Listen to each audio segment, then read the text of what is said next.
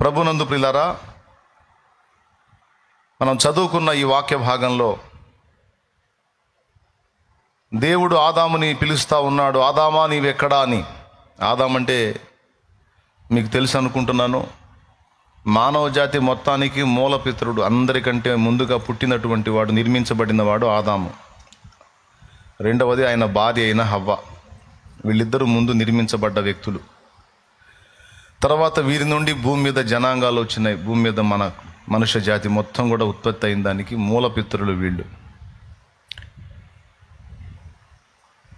జనాభా వీరి నుండే ఉత్పత్తి అయింది, పాపము కూడా వీరి నుండే ఉత్పత్తి అయింది. దేవుడు వాళ్ళిద్దరిని నిర్మించి ఏదెను అనే ప్రాంతములో ఒక తోట వేసి అందులో వీళ్ళని ఉంచాడు. కొన్ని సంవత్సరాలు వాళ్ళు అందులో ఉండి ఉండవచ్చు. ఎన్ని సంవత్సరాలు ఉన్నారో సంఖ్య వ్రాయబడలేదు, కానీ అందులో అయితే కొంతకాలంగా వాళ్ళు ఉన్నారు. వాళ్ళకి పాపం అనేది లేదు గనుక వాళ్ళకి ఇక ఏ భయము బెరుకు లేకుండా దేవుని దగ్గరికి సంతోషంగా వెళ్ళగలిగే పొజిషన్లో వాళ్ళు ఉన్నారు.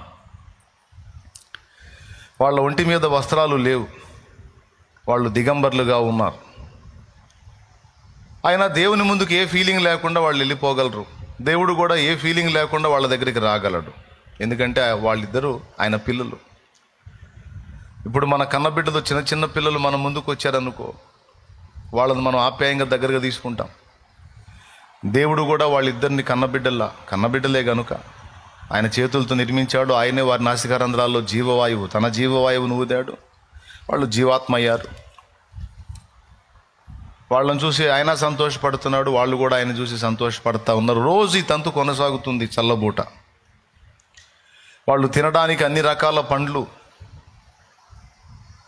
ఇచ్చేటువంటి ఫల వృక్షాలను దేవుడు అందులో ఉంచాడు. రకరకాల పళ్ళు హాయిగా తినటం, తిరగటమే వాళ్ళ పని. దేవుడు అప్పగించినటువంటి సేద్యం చేయటం వాళ్ళ డ్యూటీ. ఆయన వచ్చినప్పుడు ఆయనకు ఎదురు పోవాలి, ఆయనతో గడపాలి, ఆయనతో స్నేహం చేయాలి. ఇలా జరుగుతుండగా దేవుడు ఆదామును నిర్మించినప్పుడు చెప్పాడు, తోట మధ్యలో మంచి చెడులో తెలివినిచ్చేటువంటి వృక్షం యొక్క పండ్లు ఉన్నాయి, అవి మాత్రం మీరు తినొద్దు, ఇక అన్నీ తినండి అన్నాడు. సరే, దేవుడు తినొద్దు అన్నాడని ఆదాం దాని జోలికి పోలా.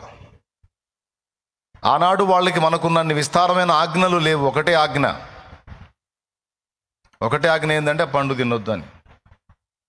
ఇంకొక ఆజ్ఞ ఏంటంటే మీరు ఫలించి అభివృద్ధి చెంది విస్తరించి భూమిని నిండించి దాన్ని లోబర్చుకోండి. ఇది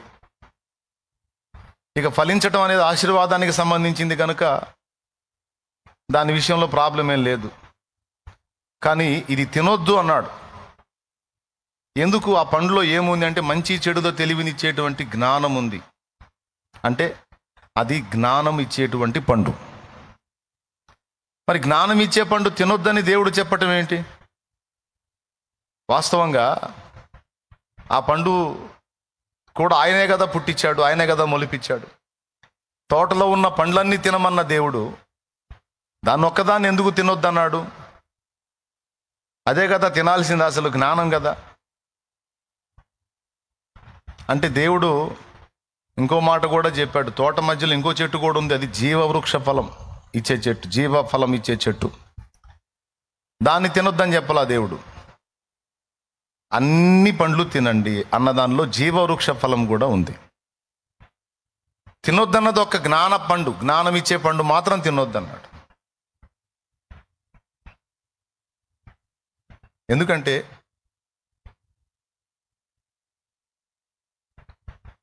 జ్ఞానం అనేది ప్రస్తుతానికి నీకు అక్కర్లేదు. ఎందుకంటే నేనున్నా, నేనే నడిపిస్తా. నా జ్ఞానంతోనే నువ్వు నడిపించబడటం నీకు క్షేమం.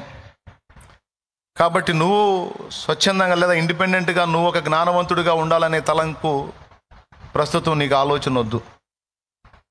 ఆ సమయం వచ్చినప్పుడు చెట్టేసింది నీకోసమే, పండ్లు గాయించింది నీకోసమే, కాబట్టి ఆ సమయం వచ్చినప్పుడు నేనే ఇస్తా.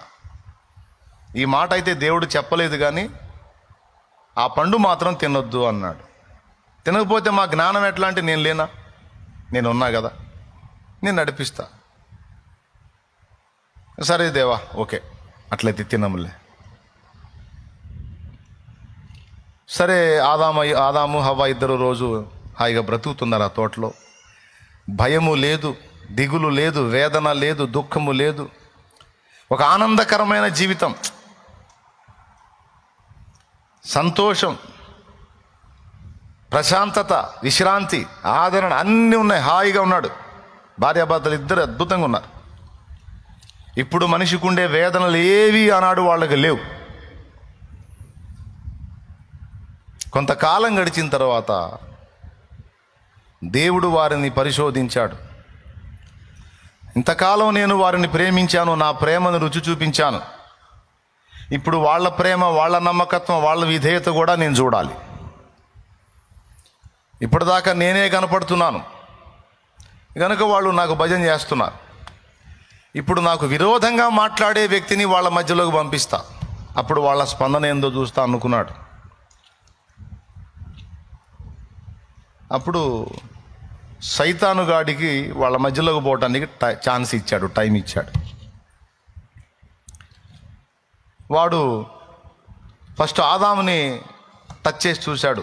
ఏ విధంగా టచ్ చేశాడో తెలియదు. మొత్తానికి ఆదాముని మభ్యపెట్టి ఆ పండు తినేటట్టు చేయడానికి ప్రయత్నం చేశాడు. అది వర్కౌట్ కాల. అది తిమోతికి రాసినటువంటి మొదటి పత్రిక 2వ అధ్యాయము 11వ వచనం నుంచి కిందికి చూస్తే అక్కడ ఉంటుంది, ఆదాము మోసపరచబడలేదు కానీ అని ఉంటుంది. హవ్వ మోసపరచబడి, అంటే స్త్రీ మోసపరచబడి అపరాధములో పడెను అంటాడు 14వ వచనంలో. ఆదాము మోసపరచబడలేదు అన్నాడంటే మోసగాడు ఆయన దగ్గర కూడా వచ్చాడు, ప్రయత్నం చేశాడు కానీ వర్కౌట్ కాల. ఏబు దగ్గర మీరు చూడండి, సైతానుగాడికి ఏబు భార్య బుక్ అయింది కానీ ఏబు బుక్ అవ్వాల. అన్నీ ఉన్నప్పుడు స్తోత్రం అన్నావు, బాగానే ఉంది. అన్నీ పోయినా ఇప్పుడు దేవుణ్ణి తిట్టు అంది భార్య. అంటే అది ఆమె మాట కాదు, సైతానుగాడు ఆమెలో ఉండి శోధిస్తున్నాడు ఏబుని. అప్పుడు ఏబు అన్నాడు, ఇన్ని మంచి పనులు చేశాడు దేవుడు, ఇన్ని అనుభవించాము, ఇన్ని మేళ్ళు అనుభవించిన మనం ఆయన విషయమే ఒక కీడు అనుభవింప తగమా, మూర్ఖురాలు మాట్లాడినట్టు మాట్లాడపా అన్నాడు. అంటే ఏబు బుక్ అవ్వాల, ఏ బొమ్మ బుక్ అయింది.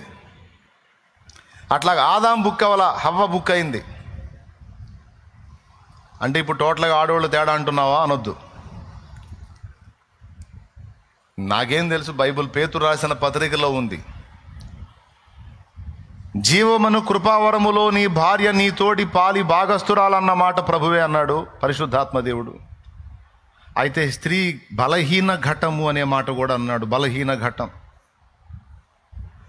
కాబట్టి జ్ఞానము చొప్పున ఆమెతో కాపురం చేయాలి, జాగ్రత్త అన్నాడు.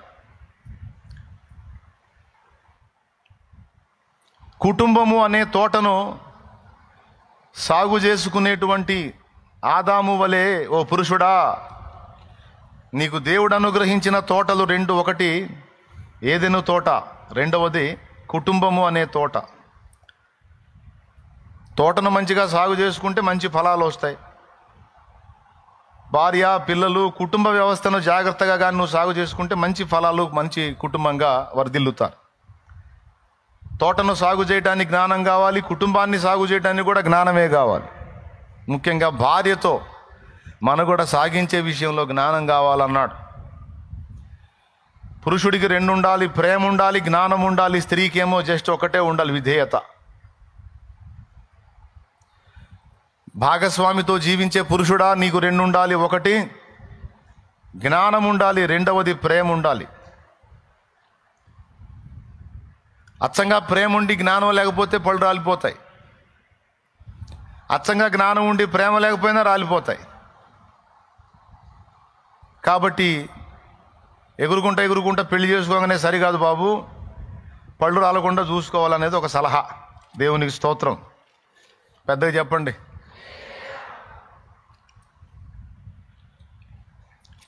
అలాగే స్త్రీకి చెప్పిన హెచ్చరిక ఒకటే, స్త్రీ ఏం చేయాలంటే భర్తకు విధేయత చూపాలి, లోబడి ఉండాలి అన్నాడు. ఇప్పుడు వెంటనే మహిళా మండలి వస్తారు నా మీదకి, బైబిల్లో కూడా ఏ మాటలు ఉన్నాయి? అన్ని గ్రంథాలు స్త్రీకి ద్రోహం చేశాయి. అన్ని పుస్తకాల్లో అంతే రాశారు. స్త్రీని ఒక ఆట బొమ్మలాగా మార్చి పడేశారు. బలహీనం బలహీనం బలహీనం బలహీనం అని. ఏం తక్కువ అండి? మీరు రైలు నడిపితే స్త్రీ నడపదా? మీరు ఫ్లైట్ నడిపితే స్త్రీ నడపదా? మీరు సైంటిస్టులు అయితే స్త్రీ సైంటిస్ట్ కాదా? మీరు చేసే వాటిలో ఏది చేయలేదో స్త్రీ చెప్పండి. ఇంకా చెప్పాలంటే మీరు చేయలేనివి ఎన్నో స్త్రీ చేయగలిగిద్ది. మీరు చెప్పండి, ఒక బిడ్డని కనగలరా? నవమాసాలు మోయగలరా? ప్రసవ వేదన పురిటి నొప్పులు తీసి ఒక బిడ్డను కనగలరా? పెద్ద చెప్పొచ్చారు. కానీ డజన మంది పిల్లలైనా అలవోకగా కనగలుగుతుంది స్త్రీ. మరి మా అమ్మ 8 మందిని కంది. దేవునికి స్తోత్రం. ఇంకా వాళ్ళకంటే ముందు తరాల డజన్లు కన్నారు. ఇప్పుడు ఒకళ్ళని కనంగానే ఇక ఆమెకు నలుగురు కలిసి పరిచర్య చేయాల్సి వచ్చింది. అయినా సరే ఇన్ని బాధలు పడతా కూడా స్త్రీయే కంటది, కానీ ఏ పురుషుడైనా కంటాడా? ఏంటండి పెద్ద స్త్రీ బలహీనం స్త్రీ బలహీనం స్త్రీ బలహీనం అలాగ చేశారు మీరు అని వెంటనే మహిళా మండలి వాళ్ళు వస్తారు నా మీదకి. నాకు తెలుసు. అమ్మ మీకు దండం. నేను చెప్తుంది ఏంటంటే, సరే బలవంతుల బలహీనులు అనేది పక్కన పెడితే కాస్త పెద్ద చిన్న తారతమ్యం ఉందిగా. పెద్ద చిన్న తారతమ్యం లేదా? ముందు పుట్టినోడు పెద్దోడు బలవంతుడు, వెనక పుట్టినోడు చిన్నోడు బలహీనుడు. పెద్దోడేమో చిన్నోడిని ప్రేమించాలి, చిన్నోడేమో పెద్దోడికి విధేయత చూపాలి. కనీసం ఆ విధంగానన్నా పురుషుణ్ణి గౌరవించాలి కదా, ముందు పుట్టినోడు కదా. అలాగైనా కొంచెం సన్మానించాలి, కొంచెం విధేయత చూపాలి. పురుషుడికేమో 2 చెప్పాడు, నీవు ప్రేమించాలి, జ్ఞానము చొప్పున కాపురము చేయాలి అని. స్త్రీకేమో ఒక్కటే చెప్పాడు, నీవు లోబడి ఉండాలి, నీ భర్తకు విధేయత చూపాలి అని. విధేయత అన్నా లోబడుటన్నా ఒకటే. సరే భార్య లైన్లోకి వచ్చినాక భర్త చెప్పాడు, ఆదాం చెప్పాడు, అమ్మాయి ఈ తోటలో ఉన్న పండ్లన్నీ మనం తినొచ్చు. ముందు పుట్టినోడిని నాలో నుండి నిన్ను చేశాడు దేవుడు, కాబట్టి నా సలహా నువ్వు వినాలి. అది తినొద్దని చెప్పాడని మంచి చెడుదో తెలియనిచ్చేటువంటి పండు చూపించి అది తినొద్దు అన్నాడని చెప్పాడు. సరే ఆమె కూడా భలే పనేనండి, మీరు చెప్తే నేను కాదంటాను, అందులో దేవుడు చెప్పాడు కదా, తండ్రి చెప్పాడు కదా, తప్పకుండా మనం అలానే ఉందాం అని.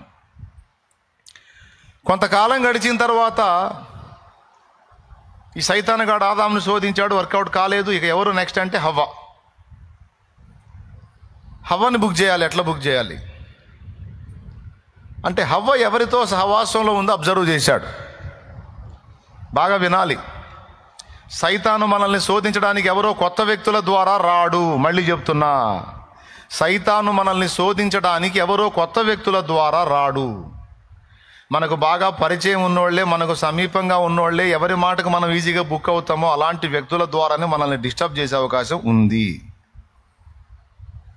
అంటానికి హవ్వది ఒక సాక్ష్యం. హవ్వ ఉదంతం.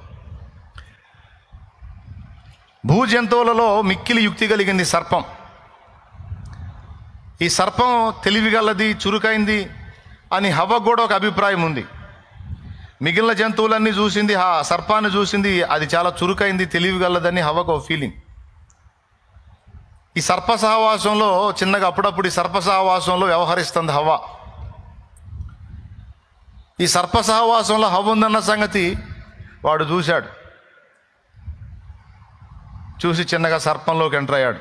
మరి వాడు సర్పం ఏమేం మాట్లాడుకున్నారో, ఏం ఒప్పందాలు చేసుకున్నారో, మొత్తానికి సర్పంలో జొరబడ్డాడు. సర్పంలోకి ఈడు జొరబడ్డాడన్న సంగతి హవ్వకు తెలియదు. ఆ పాత సర్పమే కదా, నా మాజీ ఫ్రెండే, మా ఎప్పటి ఫ్రెండే కదా అనుకుంది. ఫ్రెండ్ మాజీ అయిపోయింది, ఇప్పుడు కొత్త ఫ్రెండ్ ఎంటర్ అయ్యాడన్న సంగతి తెలియదు. ఇక నోరు తెరిచి సర్పం మాట్లాడుతుంది, ఇది నిజమా? ఈ తోట చెట్లలో దేని ఫలమునైనను తినవద్దని దేవుడు మీకు చెప్పాడా అని అడిగింది. అంటే చెప్పాడని దానికి తెలుసు. వెంటనే హవ్వ అంది, ఈ తోటలోని చెట్ల పండ్లన్నీ మేము తినొచ్చు, కానీ తోట మధ్యలో ఉన్న మంచి చెడులో తెలివినిచ్చేటువంటి ఆ పండును మేము తినకూడదు, దాన్ని ముట్టకూడదని కూడా చెప్పింది. అబ్బో, అవునా? ఎందుకని తినొద్దు, ఎందుకు ముట్టొద్దు? మీరు స్తోత్రం చెప్పండి ప్రభువుకు ఒకసారి గట్టిగా. అంటే అది తింటే మేము చస్తాము అని తండ్రి చెప్పాడు, అది తింటే మరణం వచ్చిందని చెప్పాడు. అందుకే మేము తినొద్దు, ముట్టొద్దు అనుకుంటున్నాం. పిచ్చి మొహమా, ఎవరు చెప్పారు? నేను నీ ఫ్రెండ్ను కదా, నీకు అబద్ధం చెబుతానా? ఎంతకాలం నుంచి మనం కలిసి ఫ్రెండ్షిప్ చేస్తున్నాం. నేను నీకు అబద్ధం చెబుతానా? నేను నీకు అన్యాయం చేస్తానా? నేను నిన్ను మోసం చేస్తానా? నమ్మబలకటం అంటారు. ఇప్పుడు ఇలా నమ్మబలిగే కదా చాలామందిని ముంచింది. స్తోత్రం. ఏం చెప్పరే? చాలామంది మోసపోయింది ఎక్కడ? ఈ నమ్మబలిగిన మాటలినే మునిగారు. పాపం అనుభవించిన వాళ్ళకి తెలిసిద్ది ఈ బాధ. కొంతమంది నమ్మకంగా పలికిన మాటలను విని కొంతమంది మోసపోయి జీవితాలనే పాడు చేసుకున్న చరిత్ర చాలామందికి ఉంది. బాగా నమ్మబలికి చెప్పింది ఏమి లేదు, అది తింటే మీరు చావనే చావరు, మంచి చెడ్డల తెలివి మీకు వచ్చింది, జ్ఞానం వచ్చింది, జ్ఞానవంతులు అయిపోతారు. ఇంకా ఒక మాటలో చెప్పాలంటే మీరు దేవతల వలె ఉందురు అన్నాడు. అలా మీరు ఉంటుంది దేవుడికి ఇష్టం లేదు, అందుకే తినొద్దని చెప్పాడు అని దేవుని ప్రేమని ఈమె శంకించేటట్టు వాడు శోధించాడు. అది వాడి పని. అయితే ఇక్కడ విషయం ఏంటంటే ఫస్ట్ నుంచి హవ్వకు డౌట్ ఉంది. అన్నీ తినమన్న దేవుడు అదెందుకు తినొద్దన్నాడు? ఆ ఒక్కటి కూడా అడ్డు పెట్టకపోతే బాగుండేది కదా అని ఆ ఫీలింగ్. ఆ పండు చూసినప్పుడు ఇది ఎందుకు తినొద్దన్నాడు? ఇది ఇంత బాగుంది, ఇంత అందంగా ఉంది, చూపునకు రమ్యంగా ఉంది, ఇంత బాగున్నదాన్ని ఎందుకు తినొద్దన్నాడు? దీనివల్ల వచ్చే మేలేదన్నా మాకు రాకుండా కొంపదీసి దేవుడు ఏమన్నా ఆపేశాడా? నేను చెబుతున్నా, ఎవరికైనా దేవుని విషయంలో అనుమానం అనేది వచ్చిందంటే దయ్యం జొరబడిద్ది. మళ్ళీ చెప్తున్నా, దేవుణ్ణి ఎరిగిన వాళ్ళకు కూడా చెప్తున్నా, రక్షణానుభవంలోనికి వచ్చిన వాళ్ళకు కూడా చెప్తున్నా, దయ్యము నీలో ప్రవేశించాలంటే ఒకటి నంబర్ 1లో నువ్వు గుర్తుపెట్టుకో. ఎప్పుడైతే దేవుని విషయంలో నీకు అవిశ్వాసము ప్రవేశించిద్దో, అనుమానం ప్రవేశించిద్దో, దయ్యం వచ్చి నీకు అందుబాటులోకి వచ్చేసిద్ది, దురాత్మ. అది ఫిక్స్ అయిపోయావంటే నీలోకి ఎంటర్ అయిపోయిద్ది. అది ఏం చెప్పాను ఒకసారి చెప్పండి మీరు. దేవుని విషయంలో అనుమానం అనేది నీకు వచ్చిందంటే దయ్యము నీకు సమీపం అయ్యిద్ది. దానికి కావాల్సింది అదే. ఒకవేళ అనుమానం దేవుని విషయంలో నీకు లేదనుకో, నీ దగ్గరకు వచ్చినా వెళ్ళిపోయిద్ది. ఎవరి హృదయంలో అయితే దేవుని ఎడల అనుమానం అనేది ఉంటుందో వాళ్ళని సమీపించి వాళ్ళ దగ్గర నివాసం ఉండే అవకాశం దయ్యానికి ఉంది. హవ్వకి ముందు నుంచి ఆ డౌట్ ఉండే, ఎందుకు తినొద్దన్నాడు. సరే, వీడు చెప్పాడు కదా సర్పంలో ఉండి, తింటే జ్ఞానవంతులు అవుతారు, దేవతల వలె ఉందురు అన్నాడు కదా, మీ కళ్ళు తెరవబడతాయి అన్నాడు కదా. వెంటనే ఇది నిజమే అనుకుందామే. ఏం చెప్దాం? నిజం కంటే అబద్ధాలు తీయగుంటాయి కదా. మనం నిజం చెబితే నమ్మరు సామాన్యంగా, ముఖం పగిలిన తర్వాత నమ్ముతారు. నిజమే వదినా, నువ్వు చెప్పినట్టే అయ్యింది, నువ్వు ఫస్ట్ నుంచి మొత్తుకుంటానే ఉన్నావు, అది అబద్ధం, నమ్మొద్దు అని చెప్తానే ఉన్నావు, వినక నేను ఎట్లా అయిపోయాను. అబద్ధాలు భలే తీయగుంటాయి, చాలా మాధుర్యంగా ఉంటాయి. నిజాలు కొంచెం నిప్పులాగా కాస్త గాయపరుస్తుంటాయి. ఎంత తీయగా ఉన్నా అబద్ధం నాశనం చేసిద్ది, సత్యమే మనల్ని కాపాడిద్ది. దేవుడు చెప్పింది సత్యం, సాతాను చెప్పింది అబద్ధం. పండు తిన్నారు, ఆమె తిన్నది, కొన్ని తీసుకెళ్ళి భర్త కూడా ఇచ్చింది. ఆదాం చూశాడు, తిన్నావా అన్నాడు. తిన్నానండి అంది. ఓస పిచ్చిదానా, ఎంత పని చేశావు? తండ్రి వద్దని చెప్పాడు కదా, అది తింటే చస్తామని చెప్పాడు కదా, అట్లెట్లా తిన్నావు నువ్వు? ఆలోచనలో పడ్డాడు. ఇప్పుడు నేను తినను, ఆమె తిన్నది. సాయంత్రానికి చల్లబూట తండ్రి వస్తాడు, ఆమె తిన్నదన్న సంగతి తెలిసిందంటే ఆమెను నాశనం చేస్తాడు. మళ్ళీ ఇంకొక ఆమెను నిర్మించి నాకు ఇవ్వడానికి ప్రయత్నం చేస్తాడు. అప్పుడు ఈ పనికి మాలింది పోయిద్దిగా. దేవుడు ఏం చెప్పాడు? నీ భార్యను ప్రేమించాలి. అప్పుడు ఆదాము ఆలోచించాడు. సరే, నేనుండి ఆమె పోయిన తర్వాత ఇంకా నా బ్రతుక్కి విలువేముంది? పోతే ఇద్దరం పోతాం, బతికితే ఇద్దరం బతుకుతాం. చూడండి పురుషుడి హృదయంలో ఎంత ప్రేమ ఉందో. దేవునికి స్తోత్రం, హల్లెలూయా.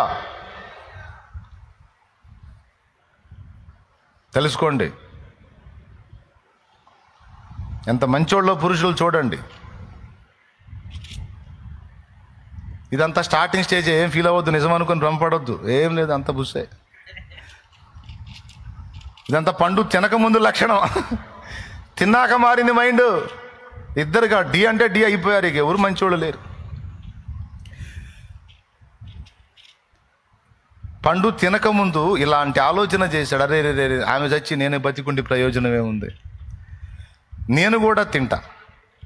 అప్పుడు దేవుడు నన్ను ఆమెను ఇద్దరిని ప్రేమిస్తాడు గనక బతకనిస్తే ఇద్దరం బతుకుతాం, చంపేస్తే ఇద్దరం చేస్తాం. అంత అంకితమై ఉన్నాడు భార్యకి పండు తినక ముందు. ఆయన కూడా తీసుకొని తిన్నాడు. తిన్న తర్వాత నిజంగా అనుకున్నట్టే వాళ్ళు తాము దిగంబరులమని అర్థమైంది. అప్పటిదాకా వాళ్ళు దిగంబరత్వాన్ని గురించి ఆలోచనే లేదు వాళ్ళకి. దేహపు సిగ్గు కప్పుకునే ఆలోచనే లేదు వాళ్ళకి. ఏ అరమరిక లేకుండా తండ్రి ఎదుటికి వెళ్ళగలిగారు. ఏ ఫీలింగ్ లేకుండా తండ్రితో గడపగలిగారు, దేవునితో గడపగలిగారు. ఇప్పుడు ఆ పండు తిన్న తర్వాత వాళ్ళకి ఇక భౌతిక జ్ఞానం వచ్చింది, భూ సంబంధమైన జ్ఞానం వచ్చింది. ఆ భూ సంబంధమైన జ్ఞానం ఏం చేసిందో తెలుసా? దేవునికి దగ్గర చేయలా. అంతకుముందు భూ సంబంధమైన జ్ఞానం లేదు, పర సంబంధమైన జ్ఞానం ఉంది, అది దేవునికి దగ్గర చేసింది. బ్రదర్ వింటున్నారా? స్తోత్రాలు చెప్పండి. దేవునితో వారు, వారితో దేవుడు ఇద్దరు ముఖాముఖిగా కూర్చొని మాట్లాడుకున్నారు, తల్లి పిల్లల్లాగా, తండ్రి పిల్లల్లాగా.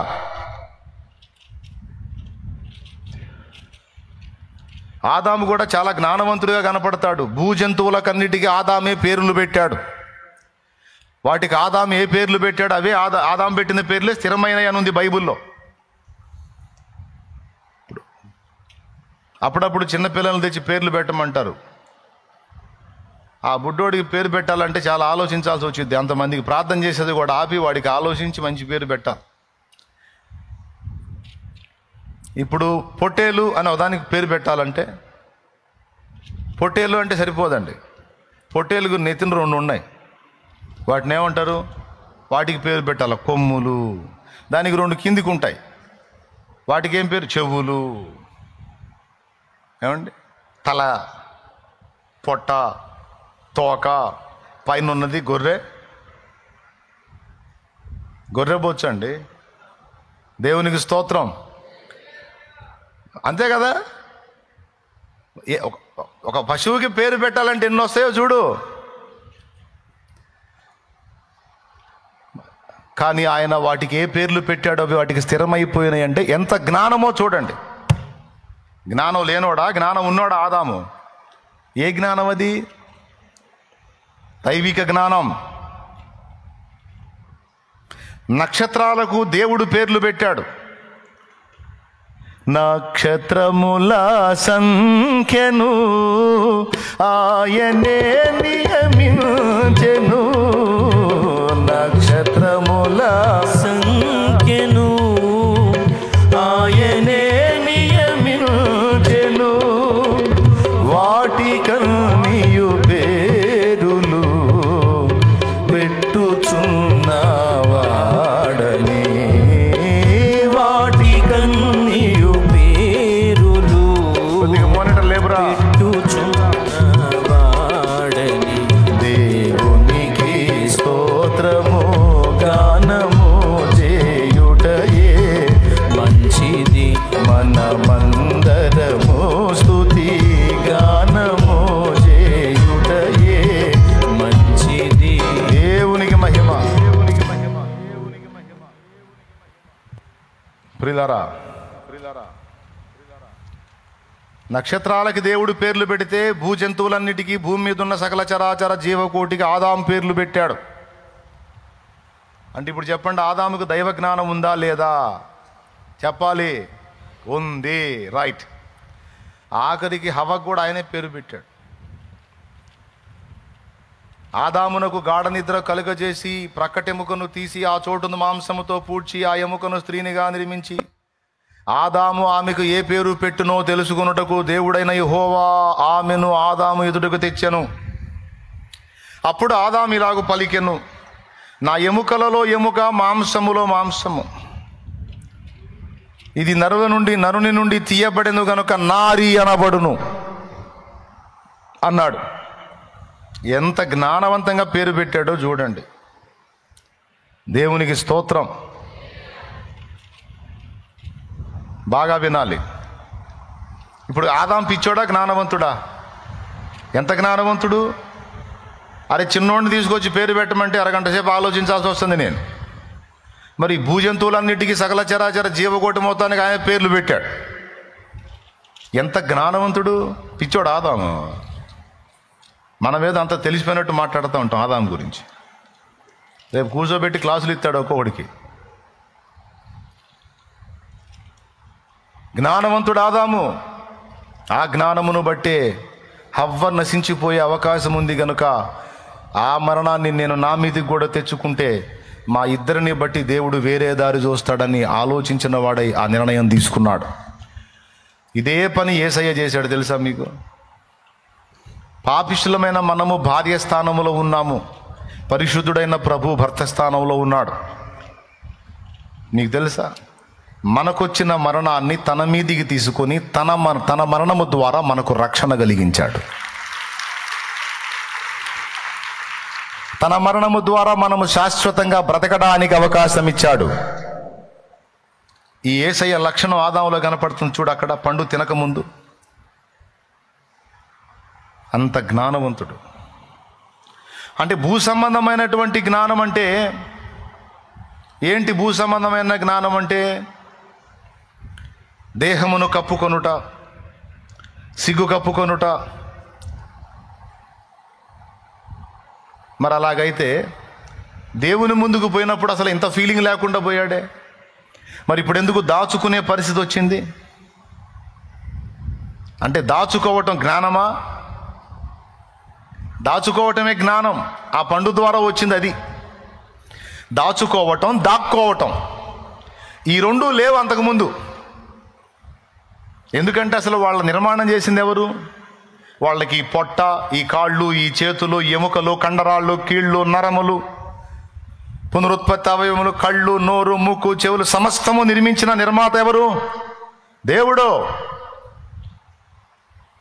ఆయన ముందుకు పోవడానికి ఇంత ఫీలింగ్ లేదు, ఇంత దాపరికం లేదు.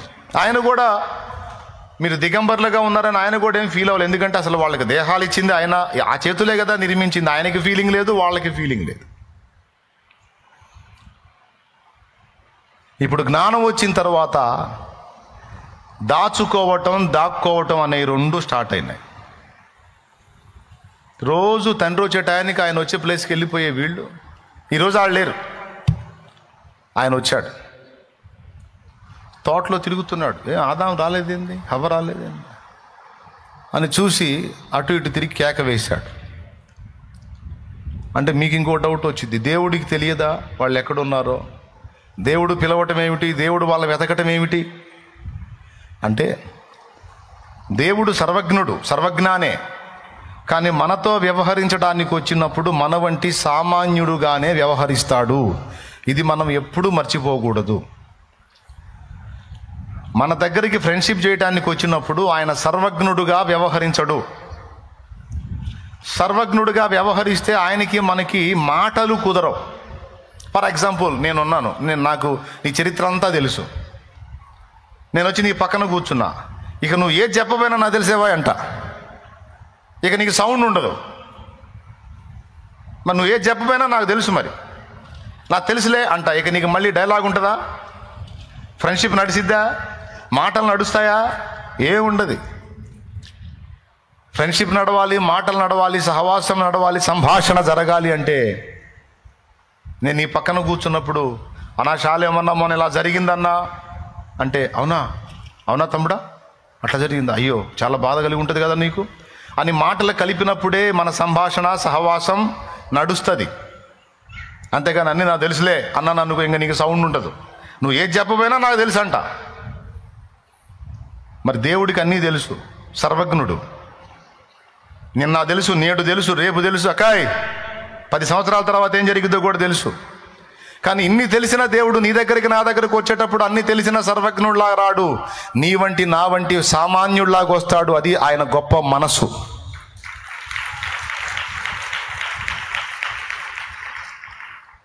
అలాగ మనతో వ్యవహరిస్తాడు కనుకనే ప్రార్థించండి అన్నాడు. మనతో దేవుడు వ్యవహరించడం ఎలాగునో మనకు తెలిసి ఉండాలి. సర్వజ్ఞుడిలాగా మనతో వ్యవహరించాడు అనుకో, ప్రార్థన చేయండి అని అడగాల్సిన అవసరం ఆయనకి ప్రార్థన చేసి చెప్పేది ఏంది? ఆయనకి తెలియదేంది? నీకు అప్పులు ఉన్నాయని తెలియదా? నీ పిల్లగాడికి ఉద్యోగం రాలేదని తెలియదా? నీ ఇల్లు బ్యాంకు కూడా జప్తు చేసే అవకాశం ఉందని తెలియదా? నీ పెళ్లి పెట్రాకులు అయ్యేటట్టుందని తెలియదా? నీ శరీరంలో రోగం ఉందని తెలియదా? ఇంట్లో రైస్ అయిపోయిందని తెలియదా? పిల్లలకి ఫీజు కట్టడానికి డబ్బులు లేవని తెలియదా? బట్టలు చినిగిపోయినాయి నీకని తెలియదా? తెలియదా దేవుడికి? మీరు చెప్పండి, తెలియదా? సర్వజ్ఞుడు అంటే అన్నీ తెలిసినవాడని అర్థం. మరి అన్నీ తెలిసినోడికి మళ్ళీ మనం చెప్పటం ఏంటి? చేదస్తం కాకపోతే. మరి అన్నీ తెలిసినోడు మళ్ళీ ఎందుకు చెప్పమన్నాడు? అన్నీ తెలిసినోడు ఎందుకు అడుగుడి మీకు ఇవ్వబడింది అన్నాడు? ఏం అడగకపోతే నీకు తెలియదేంది? అంటే అక్కడ దేవుడు చెప్తున్న మాట ఏంటంటే, రబ్బాయ్ నేను దేవుడినే, నాకు అన్నీ తెలుసు. కానీ నీతో నేను వ్యవహరించేటప్పుడు, నీ దగ్గరకు వచ్చి నీతో వ్యవహరించేటప్పుడు, నీతో సహవాసం చేసేటప్పుడు నేను సర్వజ్ఞుడుగా వ్యవహరించను, అన్నీ తెలిసిన వాడిగా నీతో సహవసించను. నేను నీకు ఎట్లెట్లయితే తెలుసు నాకు అట్లట్లే తెలుసు అన్నట్టు నీ బోటి వాటిగానే నేను నీతో కూర్చుంటా. అర్థమైందా? కాబట్టి ఇక నువ్వు ప్రతిదీ నాకు చెప్పాల్సిందే.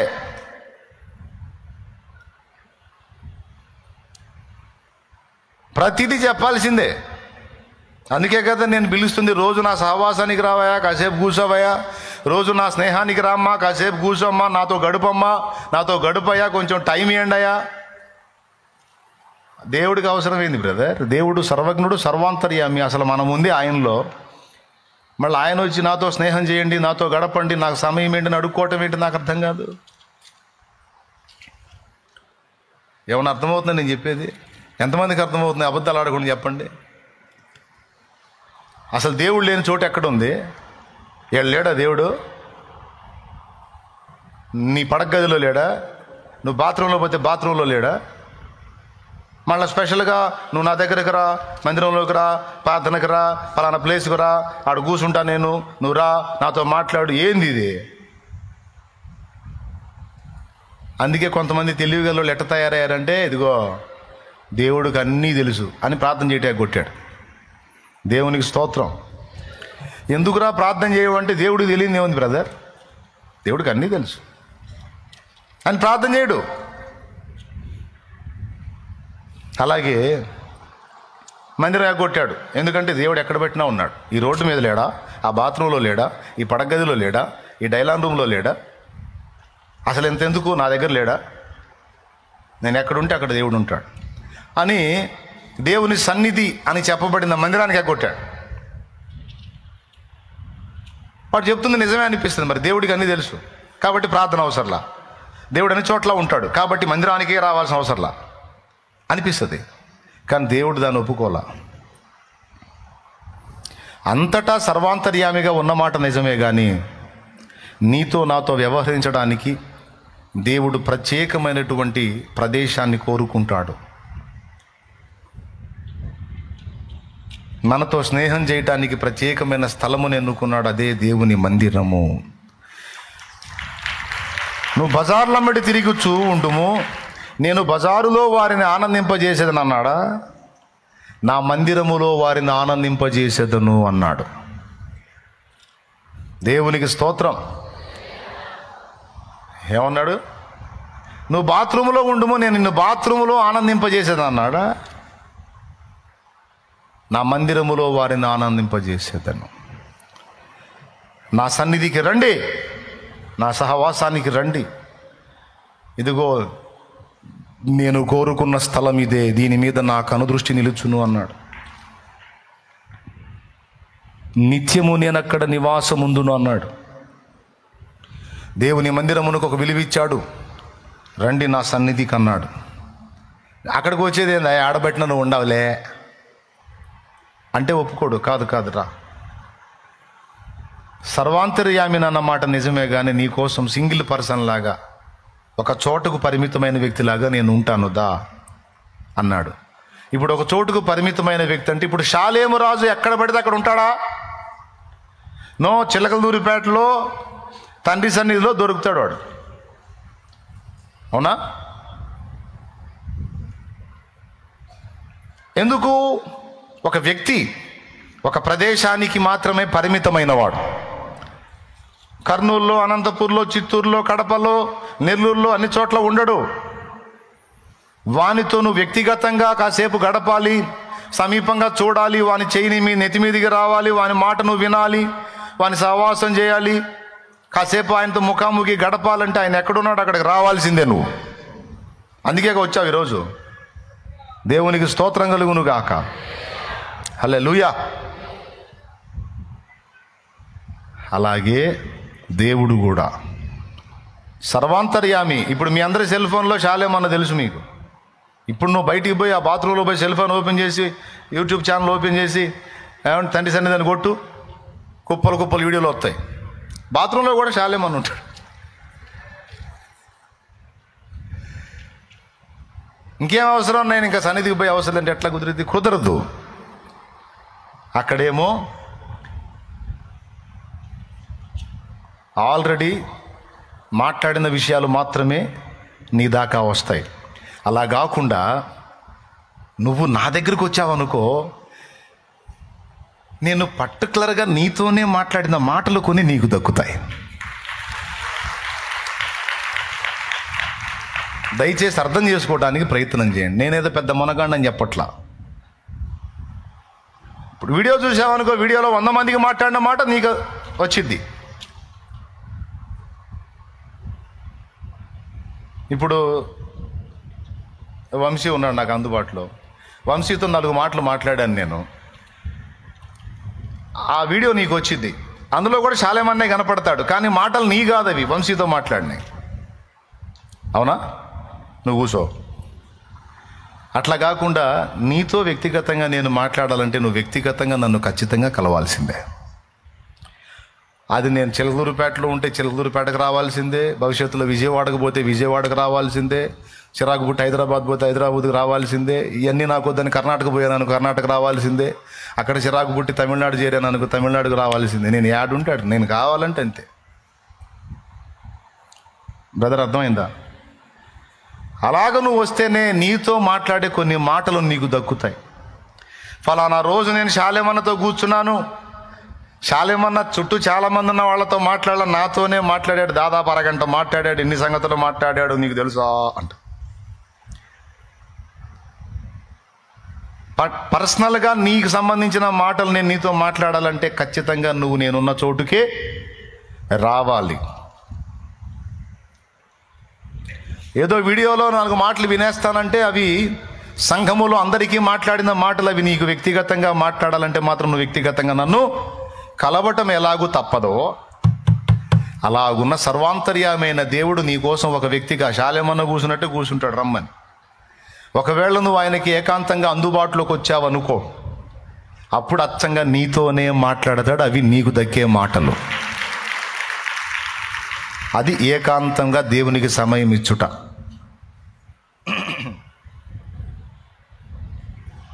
అందుకే రమ్మన్నాడు, నా పావురమా, నా నిష్కళంకురాలా, మృదు మధుర సుందర నారీమణి, ఎదపవళించు నా ప్రాణేశ్వరి, ఒక చూపుతో నీవాడనైతి, ఒక పిలుపుతో నీ వశమైతి, పావురమా నా పావురమా హృదయమా నా పావురమా. పరమగీతము 2వ అధ్యాయములో దేవుడు రాయించిన మాటలవి. చాలా అద్భుతంగా మాట్లాడతాడు అందులో. పావురమా, బండ సందులలో ఎగురు పావురమా, పేటు బీటలను ఆశ్రయించు పావురమా, నీ స్వరము మధురము, నీ ముఖము మనోహరము, నీ స్వరము నాకు వినబడనిమ్ము, నీ ముఖము నాకు కనబడనిమ్మని పిలుస్తున్నాడు. అందుకే చెప్తున్నా, బాప్తిస్మం పొందిన వాళ్ళగా చెప్తున్నా, పొందడానికి వచ్చిన వాళ్ళకు కూడా చెప్తున్నా, మైండ్ దగ్గర పెట్టుకొని వినండి. ఈ ఎన్నేళ్ళు? 3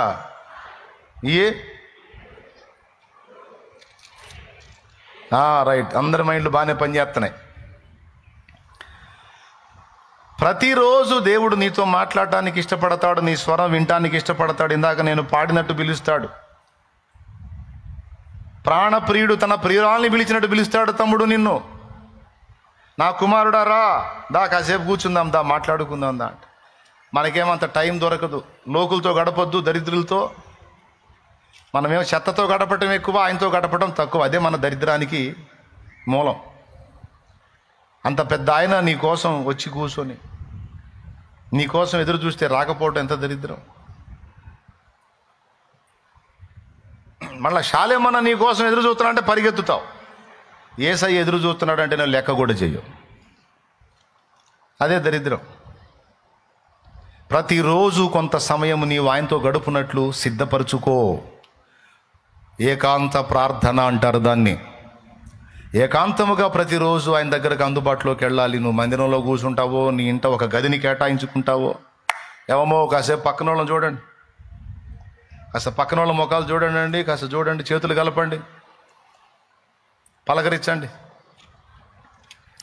చేతులు కలపండి. పెళ్లి కొడుకులా సిగ్గుపడుతున్నారు, పలకరించండి, చేతులు కలపండి. మీరు కూడా పట్టుకోండి, కొంచెం చేతులకు పట్టుకోండి అమ్మా.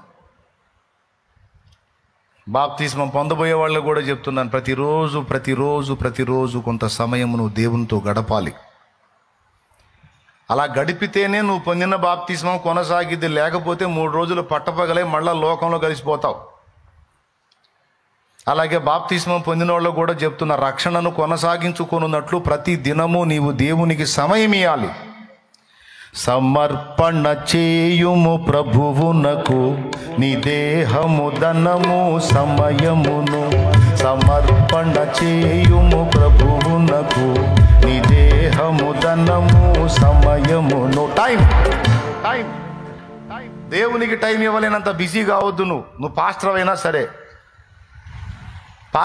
సరే దేవునికి టైం ఇవ్వకపోతే మరమరాలండి, మరమరాలు, బఠానీ, పల్లి, బఠానీ, చనే అనుకుంటే తిరగాల్సి వచ్చింది.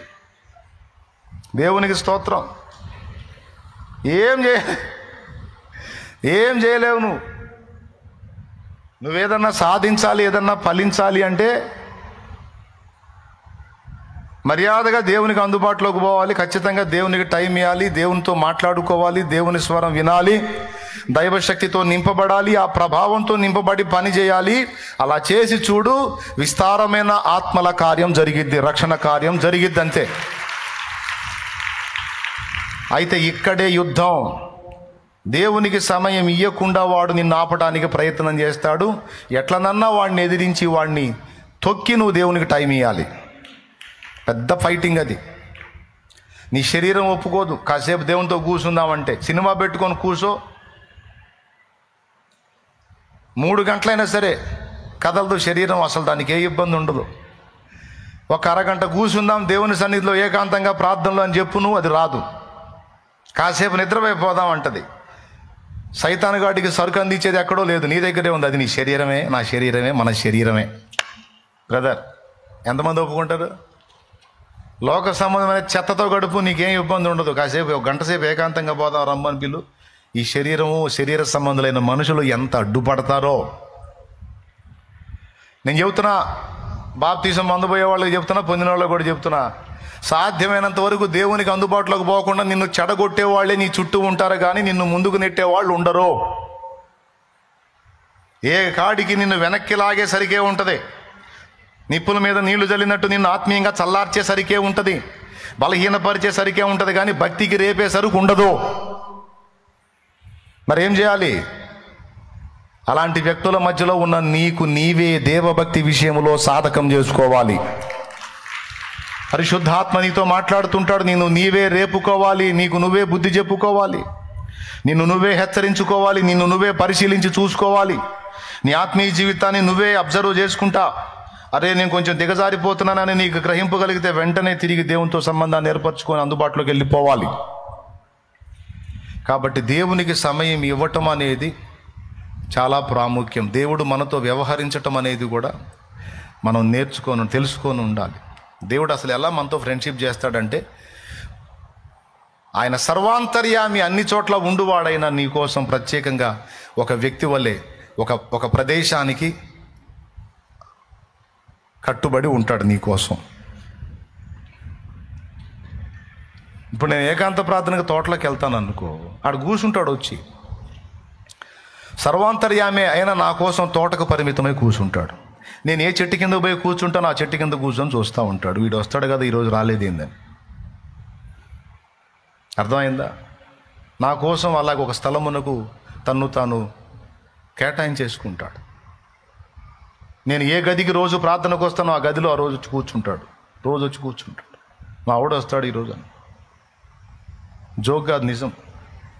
ఇది అర్థమైతే ఒక్కరోజు కూడా నువ్వు ఆయనతో గడపకుండా ఉండలేవు.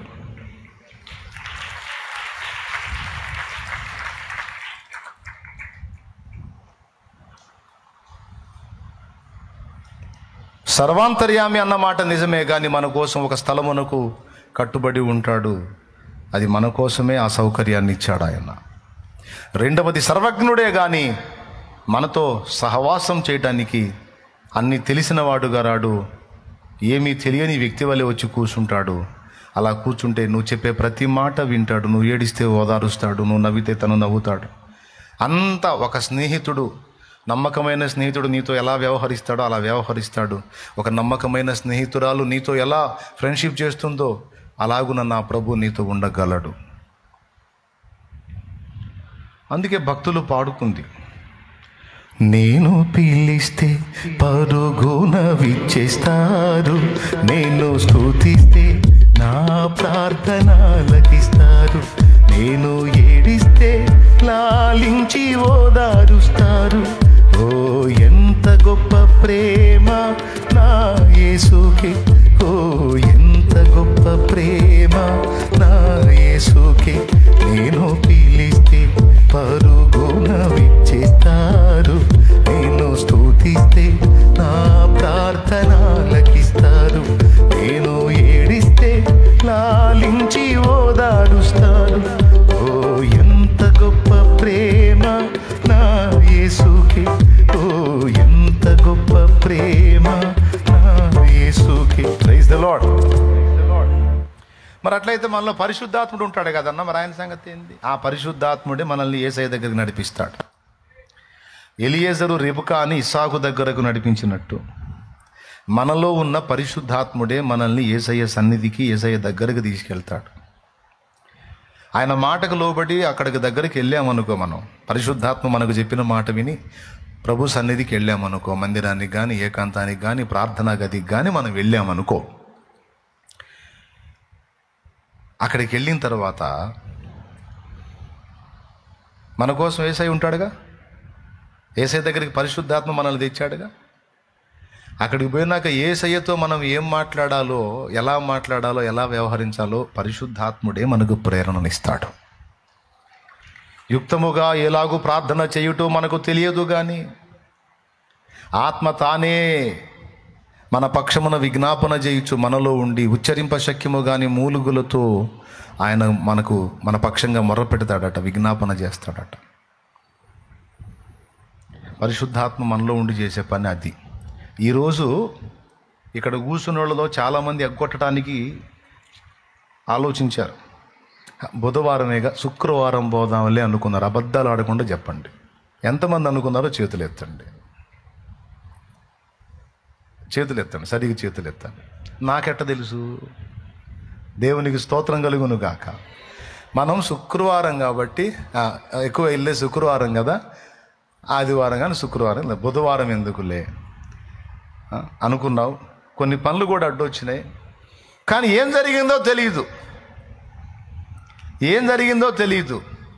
అవేవి చేయబుద్ధి కాల, ఇంటికాడ ఉండబుద్ధి కాల, ఏదో పిచ్చి లేచినట్టు ఏమవుతుంది అన్నది, పోదాం మందిరానికే పోదాం అనుకొని లేచి వచ్చాం.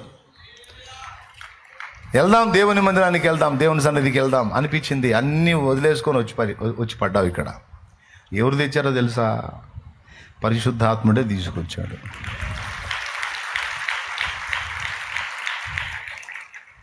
నువ్వు ఎగ్గొట్టాలనుకున్న దానికి మరో కారణం ఏంటంటే, ఈ మధ్య బుధవారం శాలేమన్నా రావట్లేదు కాబట్టి ఎవరో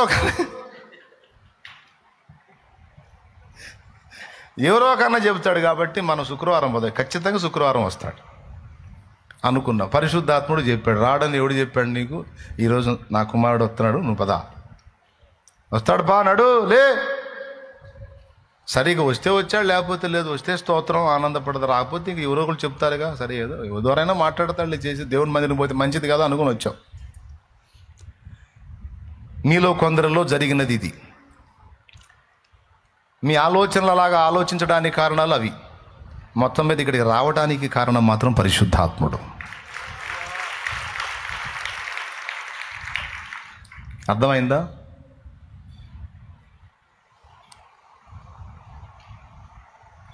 ఆయన నడిపింపులో ఎడదాకొచ్చావు. ఇదిగో ఇక్కడ దాకా నేను నడిపించి ఆయన సన్నిధికి తెచ్చి ఈరోజు కొన్ని విషయాలు నీతో మాట్లాడి హెచ్చరిస్తున్నాడు. ఇలాగునే ప్రతిరోజు నిన్ను ప్రార్థనా గదికి నడిపిస్తాడు. ప్రార్థనా తోటకో, లేదా ప్రార్థన మందిరానికో, లేదా ప్రార్థనా గదికో. పద నీకోసం ఆయన చూస్తున్నాడు. యేసయ్య వచ్చి కూర్చున్నాడు, పద అని మాట్లాడుతుంటాడు. మనసులో నీ ప్రేరణ కలుగుతూ ఉంటుంది. ఈరోజు నేను తండ్రితో కూర్చోలేదే, ఈరోజు ఆయనతో మాట్లాడలేదే, ఈరోజు ఏకాంత ప్రార్థనకి వెళ్ళలేదే, కాసేపన్నా యేసయ్య ముందు కూర్చోలేదే అని నీకు అనిపిస్తుంది. ఎలా అనిపిస్తుందో తెలుసా? నీ సొంతంగా నీలోనున్న పరిశుద్ధ ఆత్మ నీకు ఇచ్చే ప్రకంపనలు, ప్రేరణలవి. దేవునికి సంబంధించి నీకు వచ్చే ఆలోచనల్లో పెక్కు భాగము పరిశుద్ధాత్ముడు నీలో ఉండి పుట్టించేవే.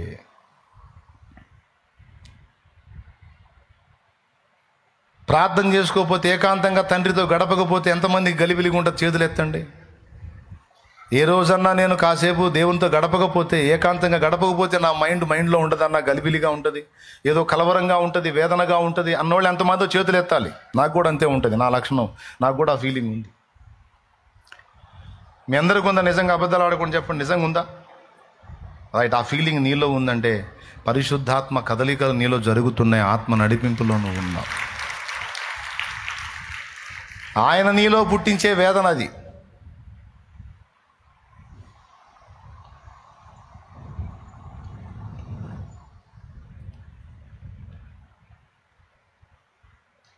నీవు మాట్లాడని రోజున నా కన్నులకు నీ దురకరువాయనే. నీవు మాట్లాడని రోజున నా కన్నులకు నీ దురకరువాయనే. నీవు పెదవిప్పిన రోజున నీ సన్నిధి పాచిక బయలాయనే. నీవు పెదవిప్పిన రోజున నీ సన్నిధి పాచిక బయలాయనే. నీ సన్నిధి పాచిక బయలాయనే. యేసయ్యా నా హృదయ స్పందన నీవే కదా. విశ్వమంత నీ నామము గణనీయము. విశ్వమంత నీ నామము గణనీయము. యేసయ్యా నా హృదయ స్పందన నీవే కదా. దేవునికి మహిమ. అయ్యలారా, అమ్మలారా, బాగా వినండి, ఈ మాటలు గైకోనండి, ధన్యులవుతారు. ప్రతిరోజు మనం ఆయన సన్నిధికి నడిపించబడాలి. మన కోసం ఆయన ఒక వ్యక్తిగా కూర్చొని చూస్తూ ఉంటాడు. మన సంగతులన్నీ ఆయనతో ముచ్చటించాలి, మనసు విప్పి మాట్లాడాలి. నీకు ప్రియమైనటువంటి స్నేహితునితో, స్నేహితురాలితోనూ మనసు విప్పి అన్ని సంగతులు పిచ్చాపాటి ఎలా మాట్లాడతావో యేసయ్యతో అలా మాట్లాడుకోవచ్చు నువ్వు. మోకాళ్ళేసి మాట్లాడవచ్చు, కూర్చొని మాట్లాడవచ్చు, సాష్టాంగపడి మాట్లాడవచ్చు, నడుస్తా మాట్లాడవచ్చు. అయితే అలా నువ్వు ఆయనతో వ్యవహరించేటప్పుడు మిగిలినవి ఏవి చేయకుండా జాగ్రత్త పడు. అర్థమైందా? నేను మీ ఇంటికి వచ్చాను అనుకో, పైపు తీసుకొని చెట్లకు నీళ్లు పెడతా మాట్లాడతావా నాతో? చాలా ఏమన్నా ఉన్నా వాళ్ళు బాగున్నావా? ఏ సంగతులు? ఒక నిమిషం నీళ్ళు ఈ చెట్టు కూడా పెడతాను. ఏదన్నా బాగుందా మరి? ఏం సంగతులు అన్నావు అనుకో, నేను ఉంటాను అక్కడ.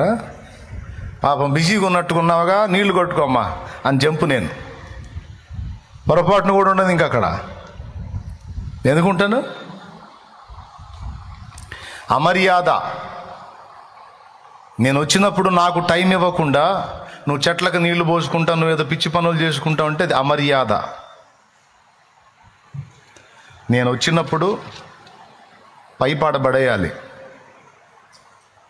అన్ని పనులు పక్కన పెట్టాలి, నాతో కూర్చోవాలి. శాలేమన్నకే అంత అవసరం అయితే మరి ఇంకా అసలు ఆయనకి?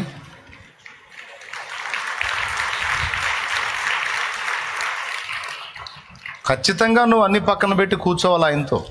అంతే భక్తి సాధనలో పద్ధతి అది. దేవునికి ఆ విలువ ఇవ్వాలి, అలా ఇవ్వాలి, దేవునితో గడుపుకోవాలి.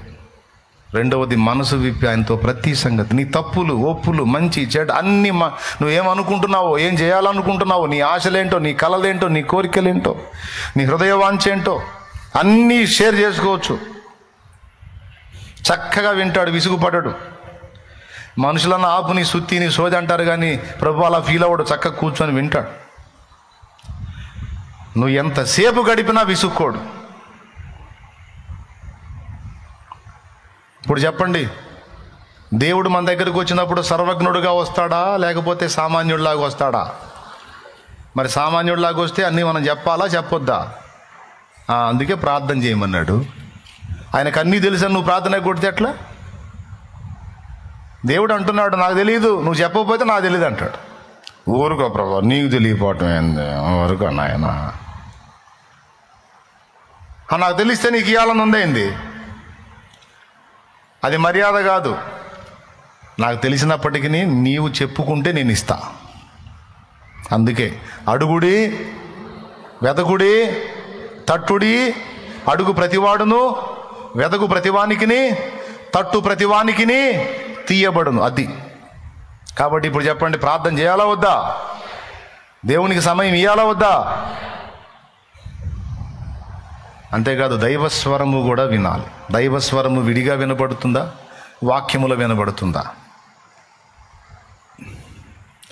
మానవాళి జ్ఞానమే వైభవమొసగే రత్నమే.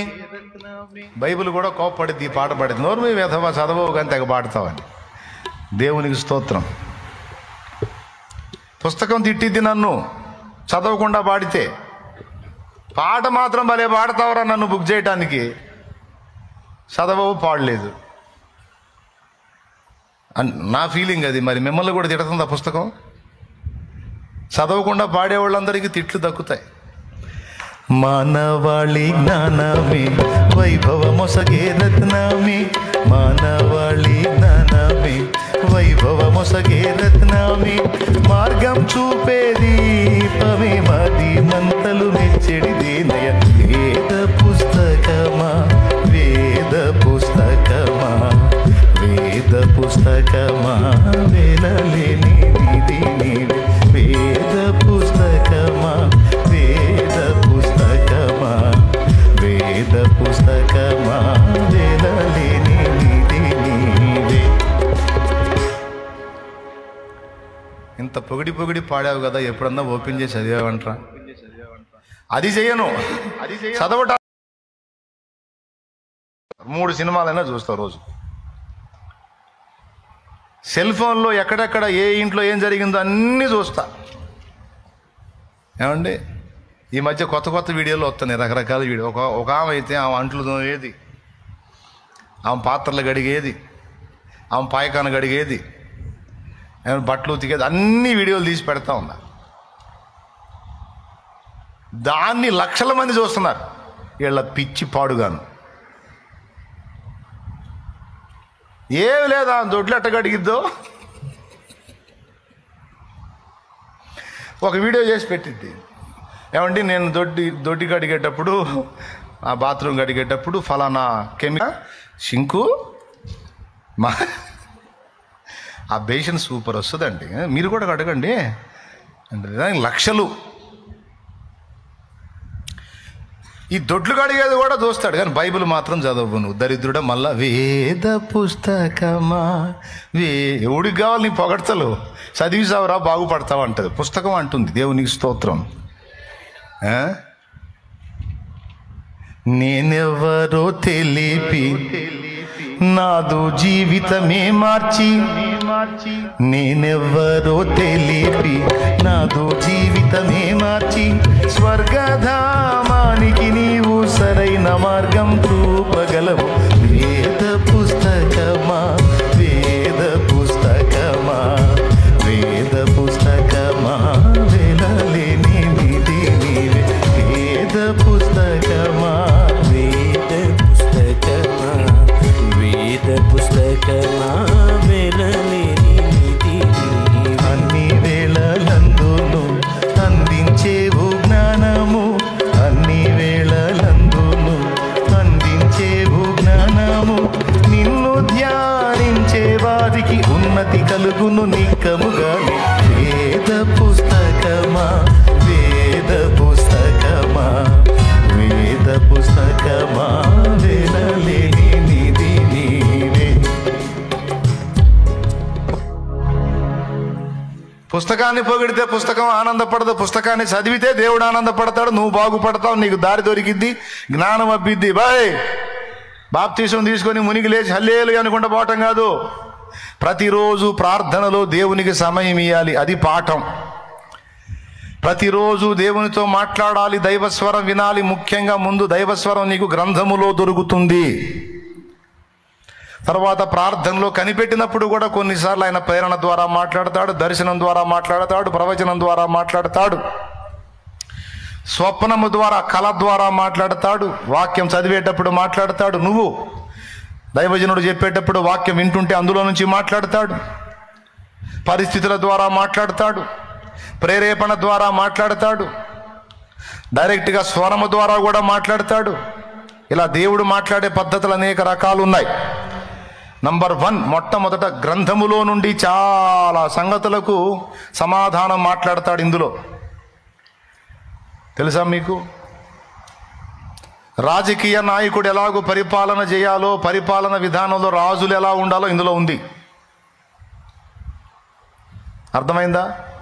భర్త ఎలా ఉండాలో పాఠం ఇందులో ఉంది, భార్యలు ఎలా ఉండాలో పాఠం ఇందులో ఉంది, పిల్లలు ఎలా ఉండాలో తల్లిదండ్రులతో సమాజంలో పాఠం ఇందులో ఉంది, తల్లిదండ్రులు ఎలా ఉండాలో పిల్లలతో పాఠం ఇందులో ఉంది, స్నేహితులతో ఎలా ఉండాలో ఉంది, అన్నదమ్ములతో ఎలా ఉండాలో ఉంది, అక్క చెల్లెలతో ఎలా ఉండాలో ఉంది, ప్రభుత్వోద్యోగులు ఎలా ఉండాలో ఇందులో ఉంది, పని చేసేవాడు ఎలా ఉండాలో ఇందులో ఉంది, పని చేయించేవాడు ఎలా ఉండాలో ఇందులో ఉంది, ధనవంతుడు ఎలా ఉండాలో ఇందులో ఉంది, దరిద్రుడు ఎలా ఉండాలో ఇందులో ఉంది, తెలివైనోడు ఎలా ఉండాలో ఇందులో ఉంది, పిచ్చోడు ఎలా తెలివైనోడు కావాలో ఇందులో ఉంది,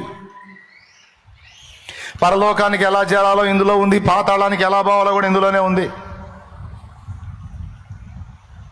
ఏం లేదు, ఆయన చెప్పినా నీకు కొడితే చాలు పోతాం, సింపుల్. దేవునికి స్తోత్రం. ఎన్ని సంగతులు ఇంతమందికి ఉన్న సబ్జెక్ట్ ఉంది గ్రంథం. అందుకే పరిశుద్ధ గ్రంథం అన్ని విషయములలో సరిపోయిన గ్రంథం. సంతోషం వచ్చినప్పుడు ఏం చేయాలో ఇందులో ఉంది, ఏడుపు వచ్చినప్పుడు ఏం చేయాలో ఇందులో ఉంది, నవ్వు వచ్చినప్పుడు ఏం చేయాలో ఇందులో ఉంది, రోగం వచ్చినప్పుడు ఏం చేయాలో ఇందులో ఉంది, రోగం తగ్గినప్పుడు ఏం చేయాలో ఇందులో ఉంది, రోగం ఎలా తగ్గాలో ఇందులో ఉంది, రోగం ఎలా డెవలప్ చేసుకోవాలో కూడా. కడగండ్లలో శాంతి కలిగించేది నీవేగా, కడగండ్లలో శాంతి కరుణించేది నీవేగా, నిన్ను నమ్మిన వారికి అంతము కూడా ఆనందమయము. వేద పుస్తకమా వేద పుస్తకమా వేద పుస్తకమా వెలలేని నిధి నీవే. సేవకులు ఎలాగో ఆత్మలను రక్షించాలో, ఆత్మలను ఎలా బలపరచాలో, ఆత్మల్ని సంపూర్ణ స్థితికి ఎలా నడిపించాలో, వాళ్ళ పనికి తగినట్టుగా ఎలా ప్రవర్తించాలో, రేపు బహుమానం ఎలా పొందాలో, కిరీటం ఎలా పొందాలో, రాజదండం ఎలా చేపట్టాలో, సింహాసనం ఎలా ఎక్కాలో, అన్ని సంగతులు ఇందులో ఉన్నాయి. దేవునికి స్తోత్రం.